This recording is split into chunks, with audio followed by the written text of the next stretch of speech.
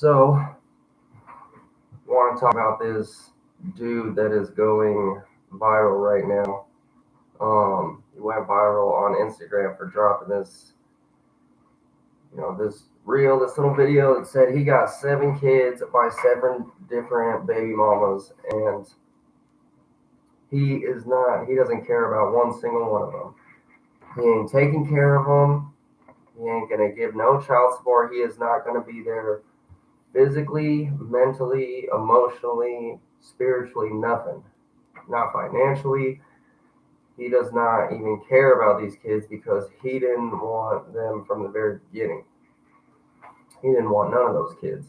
And he told the women before they had them that he didn't want the kids. And so now that they decide to go have them, you know, by their own choice,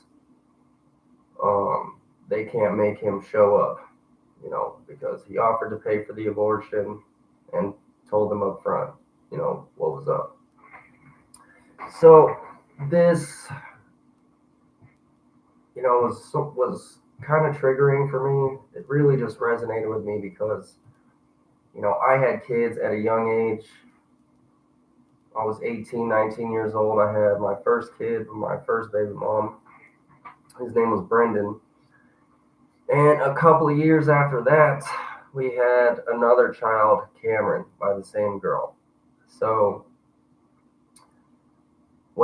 before we had Cameron, went through all types of problems with Brenden, just me and my life and her and our lives, because we were drug addicts, in and out of jail. And so Child Protective Services was always, in and out of our lives constantly. And then Cameron was born. He had congenital heart disease. So we didn't know that anything was going to be wrong until he was born and he started turning blue. So when he was born, they bay flighted him off to St. Petersburg. He was born in Spring Hill. When he was born, he started turning blue, so it was automatically an emergency. They put him on the ventilator and then bay flighted him out to another hospital, right, to St. Petersburg. While he was there, he had 3 open heart surgeries in 3 months. And the doctors came to us and they said, we can either pull the plug now, you can kill him now, or we can do another surgery and prolong the amount of time. You can spend another month with him, and then we can pull the plug after that. And so we decided not to prolong it because the situation was massively painful. It was massively difficult because I was 20 years old with no support system, living in a trailer 2 hours south. I had to go back and forth to work every day. I was gone so much that the nurses, all the female nurses there, started looking at me some type of way because I was never there, and they actually started to develop these protective behaviors around Cameron. They were like protecting him from me because I wasn't there. I mean, I don't know. I had responsibilities. I had another kid and I had a job, trying to take care of everyone, trying to take care of a family with a female that didn't work when I was 20 years old, believing this hype about being the freaking provider. Crappy. At 20 years old, crappy. It's not a good idea. So he died. The only person that I had there was my buddy Ian. And Ian, really the only friend that I had. And he offered me some Oxycontin to take the edge off and to make things a little bit easier. And so he gave me the Oxycontin, and it was just wonderful at that time. I didn't feel anything. The best pain pill that you could have. You don't feel anything. For me, it was like a Superman pill. I was so much more energetic, so much more social, so much more like detail oriented. I was was on the ball, so much stronger, faster. It was like a limitless pill, like a Superman pill.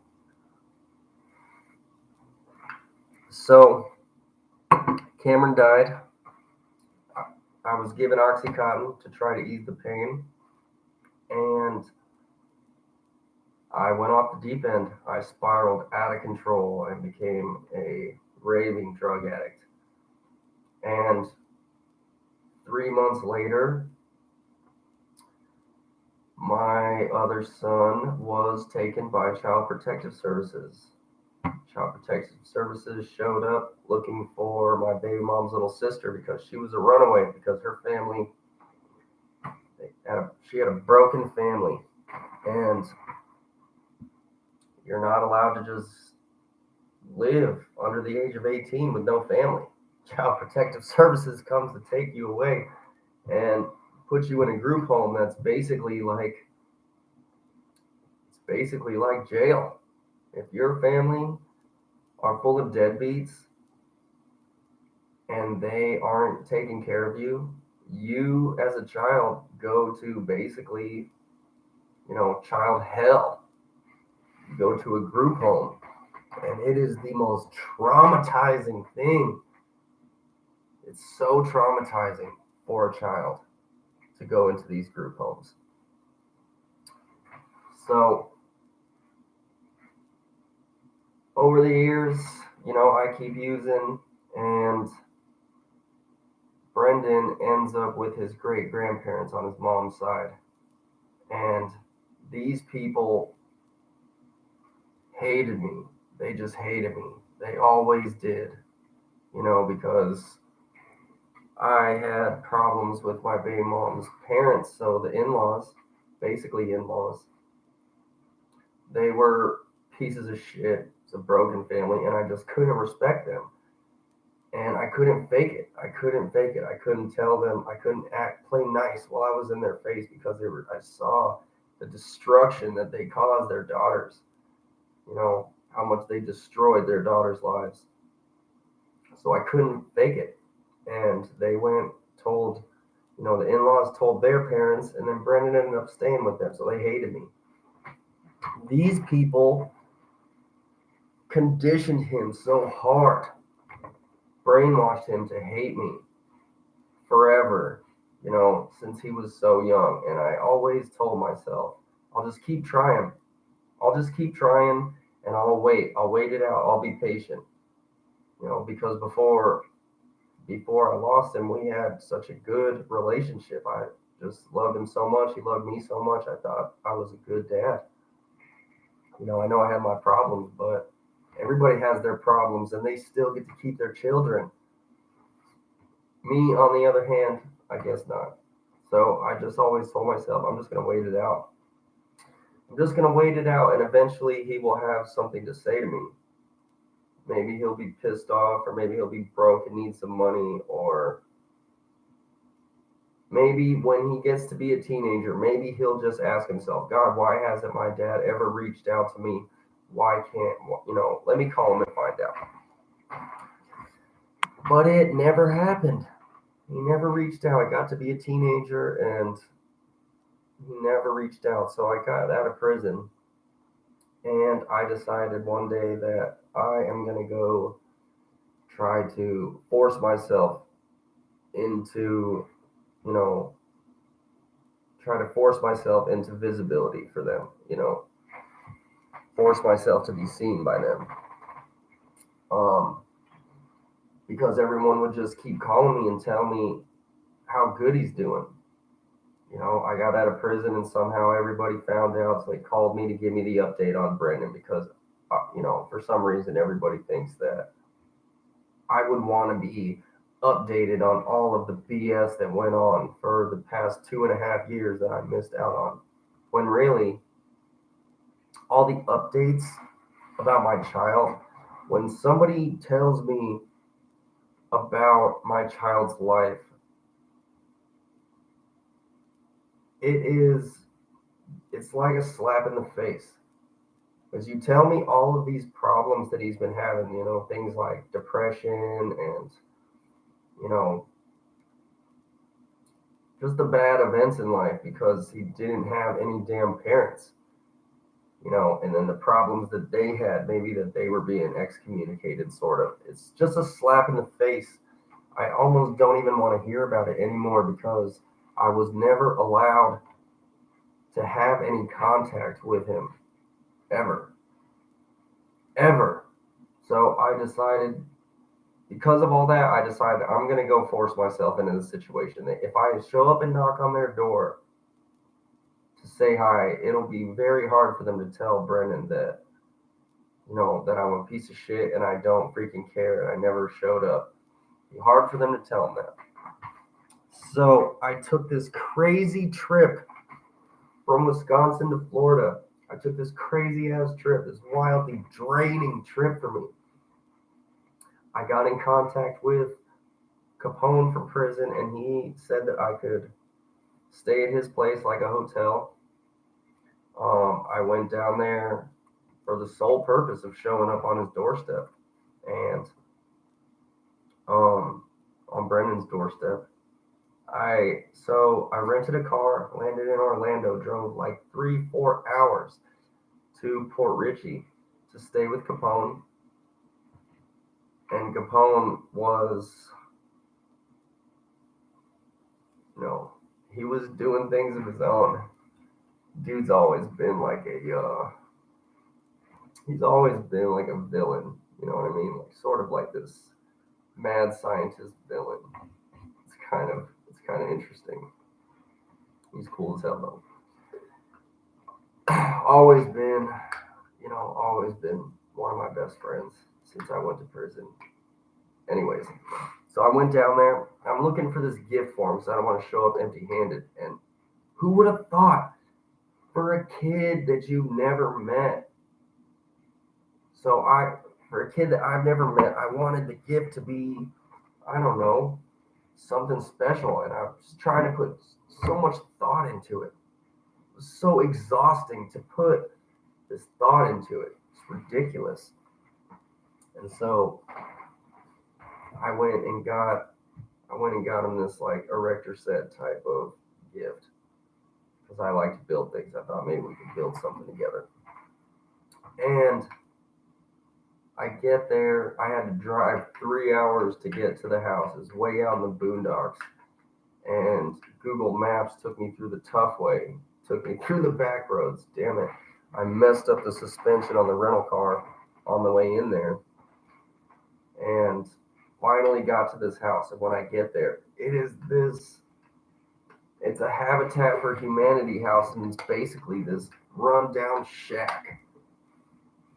The house is messed up. There's no carpet on the floor. It's just bare plywood. His bed don't have a sheet on it. He's just sleeping on a bare mattress. The room is stank as hell. He's a little bit overweight. And the hygiene's bad. Hair's all long and greasy. And you got the great grandmother in the back who's basically a bedridden vegetable at this point because they had given her 6 weeks to live. Like 2 years prior, she was way past her freaking due date. She was supposed to have died a long time ago, and now she's just laying in the bed 24/7, shitting and pissing the bed, puking everywhere. They're feeding her Xanax all day. It was crazy. And then the great grandpa is in a wheelchair. He's in a wheelchair because his toe got infected. And he was so stubborn, he didn't go to get it looked at. So the infection, I don't know, maybe got gangrene. It started to kill the flesh, and it traveled all the way up his leg. And they had to amputate his leg at the knee. He was so stubborn, he didn't go to the doctors to get this infection taken care of, and ended up consequently having to remove his leg from the knee down. So now he's in a wheelchair. The dude can't do anything. Only thing he can do is sit in his damn wheelchair and watch TV while my son plays slave. He cooks the meal. This dude is like 13 at the time, running around getting food and toiletries for this freaking old dude who sits in this wheelchair and watches daytime television. I think that they groomed my son to be their caregiver in their old age. And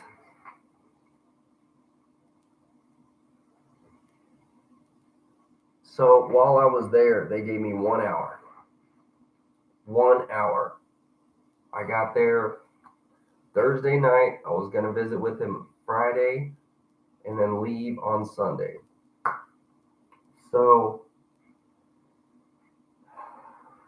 while I was there, they gave me 1 hour with him on Friday. And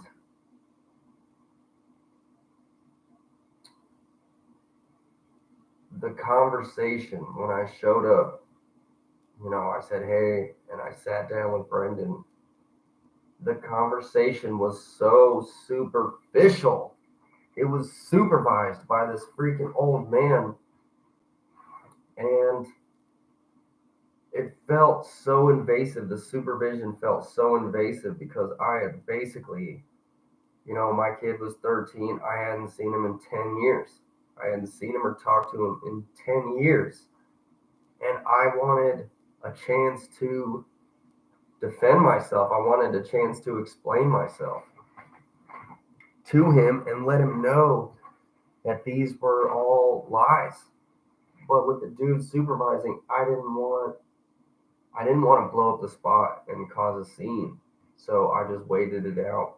And while we were there, he was, playing with my gift. Bullshit. And then he goes to show me some of the games he's been playing on his tablet because he's into the video games and yada yada. And he shows me this survey. Look at this survey that I took on the tablet. It's a suicide survey. Should I kill myself? I was like, damn it, because, it's just a huge indicator to me that I fucked his life all the way up and that his head, it was like a cry for help to me, but there was nothing that I could do. And so that was it. It ended. I was going to follow them out because they had to go to the hospital to go see the great grandma. And so I was going to follow them out of the neighborhood. And I asked them if there was a gas station close by because I needed some cigarettes. We stopped by the gas station. I go in. For some reason, they parked and waited for me. I go into the gas station, and Brenden follows me inside. I guess he's going to get a Coke or something like that. So he meets me at the counter, and I told him I'd pay for the soda or whatever little thing he had. I told him his money's no good while I'm around. I pay for everything. And I paid and just kind of stood there because, this is it. This is the very first unsupervised time that I had with him. I get just this little window of opportunity inside the gas station, before we walk out. And I just lost it.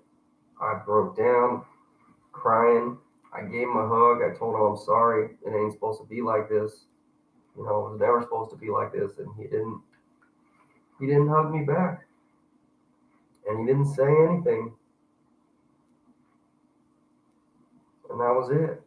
I went outside. We were parked right next to each other. We both got in the door, and I kind of hung my head a little bit, discouraged. And he just stared at me the whole time. I could see it in my peripheral. He was just staring at me. And then the next day, that lady died. The lady died the very next day. She lived for 2 years longer than they said she was going to live. And then when I got there, that was the time, I guess, The universe picked to take her when I got there. So I had been waiting. I had been waiting for them to die. I was, I had prayed for years and years that they would just die and that everything, Brennan would, the conditioning would be broken and he would run back and realize the whole time that his dad wanted him, and he would come back home and we would start to build a life. And it never happened. It never happened until I got there. I saw it as a sign that the universe had offered her to me. Here you go. And I called Brenden that day to see if I could do anything, to see if I could show up. Maybe I could bring something to eat. You don't have to worry about cooking today. I know it's a painful day. Maybe I could come help straighten up the house or take care of some of the responsibilities that need to be taken care of so you can sit and grieve and whatever. And Brenden told me, fuck you. Fuck you. Don't ever call me again. Don't ever show up here again. I don't ever want to see you again.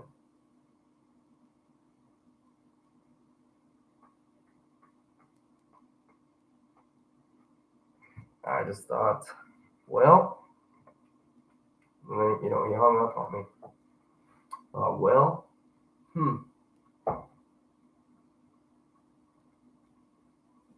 Should I even keep trying? Should I even keep trying? So I ended up going home, and it was the most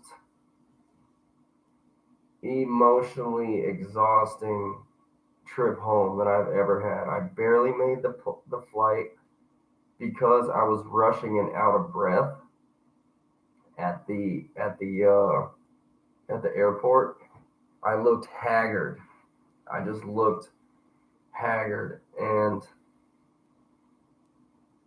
I was out of breath, and yada yada, and security pulled me out further. My hands from the stress were splitting so bad. They were splitting so bad, so I had this freaking lotion, and they had to take my freaking lotion, my medicated hand cream. They had to freaking take it. So my hands got worse. I finally made it to the plane, and I made it back, and I just thought, fuck, man. What a crazy experience. What a crazy experience. And, again, all by myself.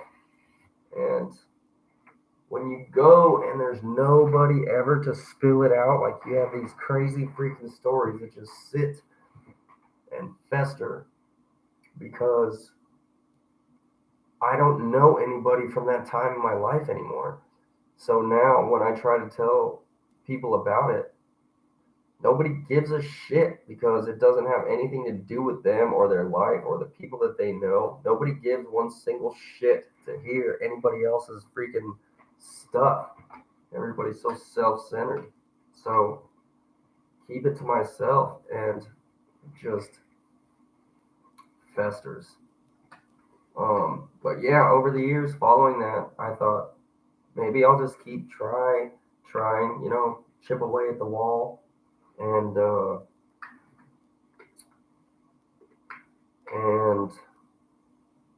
I always got the same response.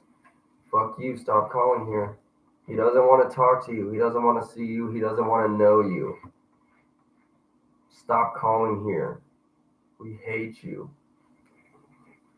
Thought, well, all right. And now he doesn't. And so I finally gave up. And I finally let it go. Just think that, at this point, if this little fucker ever decides to come back, you owe me an apology. You owe me an apology because now kid's like 17 years old. Almost 18 years old. Kid's old now. And the brainwashing shouldn't really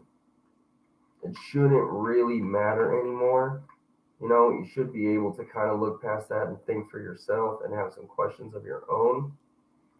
And so I don't really accept that strong influence over him is an excuse anymore. So yeah, this dude who just freaking ditched his kids from the very beginning because he never wanted them. I mean, it would have been way easier for me to do that. I would have bypassed so much trauma, from being rejected by your kid over a long span of 15, 16 years. It's the ultimate rejection. It's the ultimate slap in the face that there is a portion of my life, there's a group of people that I used to know that were very close to me that will forever see me as the piece of shit that I was when I was 18 years old. I will be held accountable for those mistakes forever, forever. And it never goes away. And when you lose children, there's such a huge void. There's such a huge rift inside that you can't fill it with anything. You can't even fill it by having another child. I found that out. Yes, having a child, another child, is fulfilling in some ways, but there's still that giant void. Okay, having another kid, it just pops up another spot on your heart, and it doesn't fill the void that is there from the other child. It'll never happen. It'll never happen. And so it would have been much, much easier. Just be like, man, screw off. Fuck off, bitch. Because I don't want nothing to do with any kids right now. And you know what? For any men, I would seriously, seriously think about it. Because once you have a kid, she's going to change. The dynamic between you and her family is going to change. It's not going to stay the same. And even best case scenario, if you can take care of your child by yourself, I can tell you right now from personal experience, it is a fucked up life. I would seriously think really hard about it. This dude, he had the right idea. He made a conscious decision from the very beginning that he wasn't going to deal with the shit and he was going to choose himself. And, you know,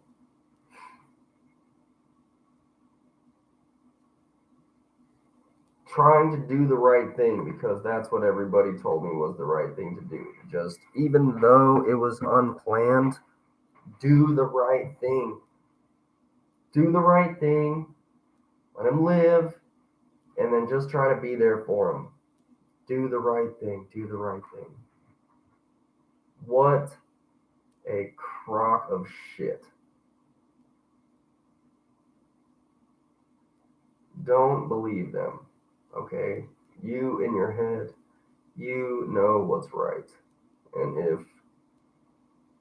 if what you feel in your heart is that this is not the right thing, then having the kid is just going to create problems. Believe yourself, trust yourself. Trust yourself because once it happens, there's no going back. There's no going back.